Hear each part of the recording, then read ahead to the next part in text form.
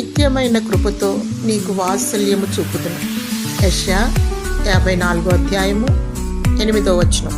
మనము ఏమై ఉన్నామో కేవలము దేవుని కృపయై ఉన్నాము. విశ్వాసము ద్వారా కృపచేతనే రక్షింపబడి ఉన్నాం. అయ్యా, తండ్రి, అబ్బా అని పిలిచే అర్హత దేవుడు అనుగ్రహించాడు. ప్రభువైన యేసుక్రీస్తు కృపా సత్య సంపూర్ణుడు. నీకు కృప వెంబడి కృపను అనుగ్రహించును. నీ పట్ల దేవుని కృప అధికమవును. లోకానికి వేరే దేవుని కొరకు పరిశుద్ధత కలిగి పునరుద్ధాన రాకడ కొరకు సిద్ధపడుతూ ఉండాలి.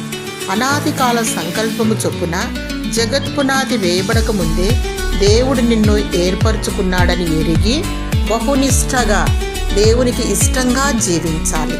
అధైర్యపడకు, నీవు ఒంటరి వాడివి కావు. నీ పక్షాన దేవుడున్నాడు.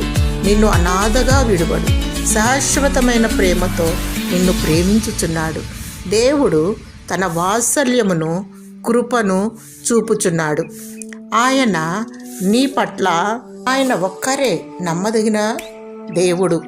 తన వాగ్దానమును నీ పట్ల నెరవేర్చును. జీవగ్రంథమందు నీ పేరు లిఖింపబడిన నిన్ను వరుడు తన రథములో కొనిపోబడును.